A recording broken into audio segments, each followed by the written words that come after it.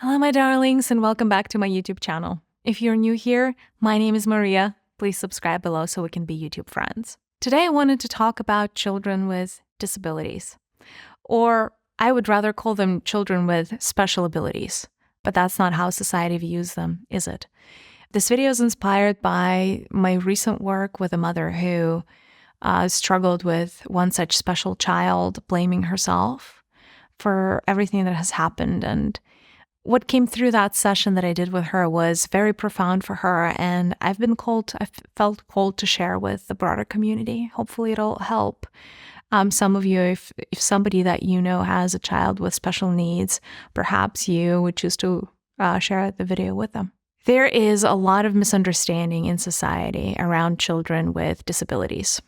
I specifically am referring to children with, I think they call them intellectual disabilities, so things like autism, things like cerebral palsy, but really any disability that would restrict your child's movements, their ability to communicate, or live a quote-unquote normal life would belong to this spectrum. When I look up in the human collective, there is a lot of judgment of children like that. There's a lot of pity. Pity is probably even the more dominating emotion, but a lot of judgment, ironically. Like, oh, how did your kid end up this way? And so I just want us to be present to how much pain we could be creating inadvertently for these mothers and fathers of these kids by just our attitude. And today I wanted to share a perspective of something that I am very present to with these children. Now, we have, hopefully, if you guys have been down the spiritual block, you have heard of indigo children. You've heard of rainbow children or crystalline children. But essentially, all of these different categories of children are souls that choose to incarnate here with a special mission. And they come in waves. And we're experiencing one such wave right now of a lot of crystalline children are starting to come back. The leaders of the future leaders of Gaia are starting to come back in unprecedented numbers. And children with autism and cerebral palsy are probably the lesser sung heroes of that same group.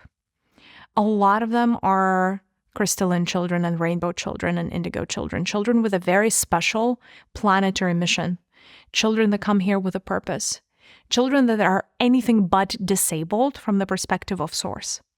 So what is happening with these kids? How do they perceive life? And of course, now there are different degrees, right, of each of these disabilities. We could think of. The more your child gave up, so to say, in terms of mobility and communication, the harder their mission is, on the one hand, but the more work they're doing for the collective. And then there are, other children with like lighter forms of autism. They're also still doing work, but they chose maybe a little bit more of a hybrid approach. So here's how this works from the energy perspective. When you come into the human body, you actually give up 99.999% of things you could be perceiving. So we become very narrow focused. It's almost like we're just seeing things that are straight in front of us of a very particular frequency, and then we don't see anything else. How do we know that? We know stuff exists. There are all these different frequencies that we're not picking up on. Sound frequencies, color frequencies, an average house cat and an average snake is picking up way more than a human. And that's all we need to know. I have a lot of respect for both cats and snakes. Didn't mean that as a demeaning statement. That being said, it is a blessing and a curse, right? Like we have this ability to be, we have to give up so much of our perception to be able to fit into the avatar and kind of like make believe that this illusion is real. Now, there's so much to experience in our world. There's so much to experience from the collective perspective.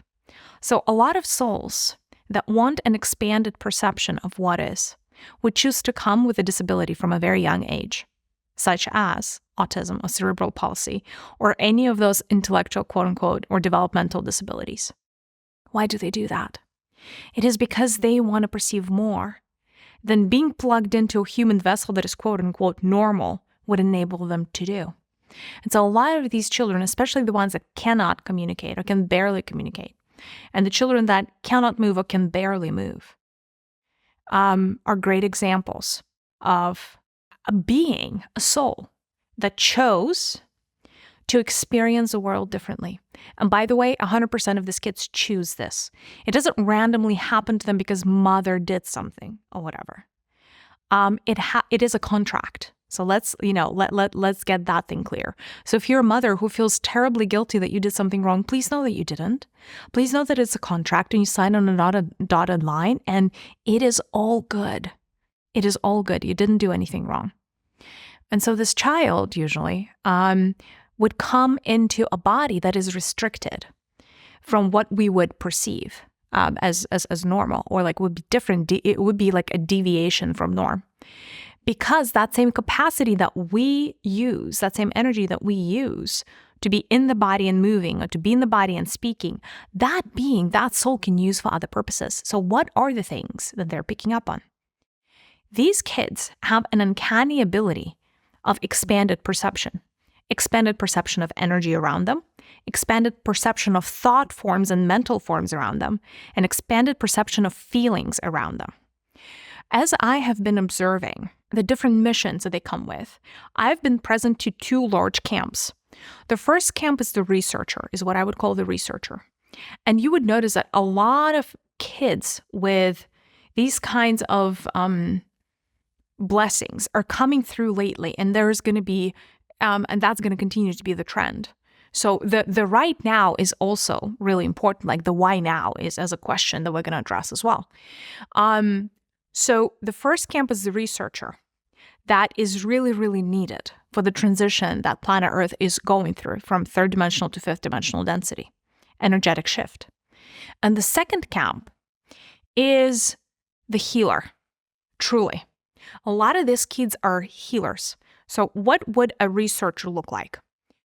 So a lot of these kids, and depending on their level of awareness and depending on their mission, very often when they're asleep, but even when they are awake, the researcher would always gather information about their surroundings and almost like communicate upstairs, like communicate to whoever is watching, to call it the guardians of Gaia. And there are multiple points all across the globe, all across the planets, with all of these kids gathering information on their local regions. Now, depending on the child, they may be responsible, for a smaller chunk of land, so to say, or a broader chunk of land. As I was scanning the collective, I have seen children that have the perception that is expanded to the entirety of humanity. So it is literally a child that we perceive as disabled that can perceive almost like God. Like literally, it would be the equivalent of God consciousness incarnate of what these kids are able to perceive. Like they would be like literally in their crib being attuned to thoughts of 8 billion people all at the same time, individually and simultaneously. Imagine that level of perception. It's like they're watching 8 billion movies on 8 billion screens all at the same time and able to process what's happening. Or there are some children that are tuning into emotions and they're just monitoring emotional states. And they may be, certain kids come with a specific mission to just monitor a particular energy field, like an emotional field, meaning some just monitor jealousy. Others just monitor hate. Others monitor, self-sabotage, like literally like compartments. Some kids are able to measure and research a vast array of emotions, like literally the whole 9 yards, and then pass it on upstairs so that the guardians, the beings who are overseeing this transition, can make in-the-moment decisions of what needs to be tweaked. So the researcher archetype is extremely important. Now, these kids, believe it or not, are having a blast, a lot of them. Now, sometimes there's physical suffering, but if you look at their souls and if you talk to their souls, they're saying, I love this. I wanted this. Please allow me to have this, like, Mom, like this is a great experience for me as a soul. It's extremely expansive because it is like being a human on steroids. It allows you to feel so much, be present to so much. It's really expanded perception, which is, it's like another form of enlightenment, if you will, right? Without having to go through the steps of being enlightened. You get like that perception right away. So that's the first camp, the researcher. And again, they can be researching small regions, or they can be planetary level researchers. The second one, the second large camp, is the healer. The healer archetype is interesting. The healer is the harmonizer of energies. And again, they can be very local healers, so they can be global healers, and they can be planetary level healers. And what do I mean by that? Usually these souls who are healers, they monitor the mental, and they monitor especially the emotional state of humans. And when they're sensing that something in a particular region is being out of balance, literally, usually that happens at night. There are all of these like sparks of light, and it's like a very, very beautiful picture energetically if you try to see this. It's like all of these, every child like that, every special child is like a ball of energy.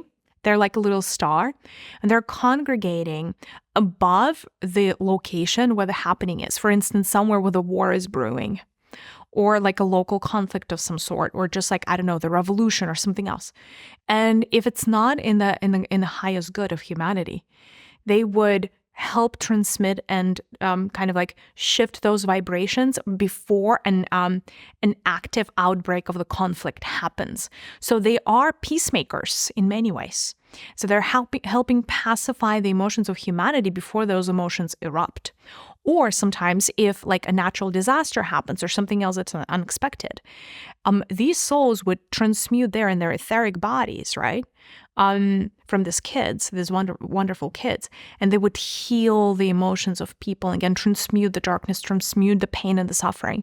And that is the work that they're doing on a daily basis.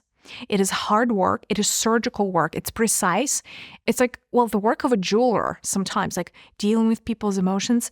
And it's like they usually have very, very powerful hearts if they're healers. And it's like their hearts are so magnetic that just by transferring their consciousness to a place where the energies are tense and rough, these beings can harmonize, and they can really ensure that everything goes back to its original equilibrium. And these special children have prevented wars on the face of this planet and will prevent even more wars. And, you know, they usually help harmonize energies in a way where peace is possible way faster and quicker than it would be without their work. And so in some ways, they're also grid workers from that perspective, right? And there we were thinking that they had a disability. No, these children are here on a mission. They're here with a bigger purpose. They're here doing the really, really good and hard work of harmonizing the ecosystem, of helping Gaia transition and release all the layers that need to be released. And yes, sometimes it means that in order to enable that level of perception, they have to give up something else, right? Because within the matrix, energy is constant, right? So like in order to get a particular ability, sometimes you have to give up something else. And a lot of them choose to give up mobility. They choose to give up the ability to learn as fast as you know, some other kids, or their ability to communicate as other kids, et cetera, right? A lot of them, you know, down the road, I mean, they give up years of their life sometimes, you know, because they're, you know, some, you know, they would have shorter lifespans potentially, or the ability to have a family to do this planetary level work. And with families as well, it's not just the kid that's doing the work. It's usually the entire family unit, whoever the caretakers are, because they are really the ones that are enabling that work. They're the ones that are providing for the child. They are the ones that are holding down the fort and, you know, making sure that the child has everything that they need to be able to do this work. So it is literally the entire family unit is involved.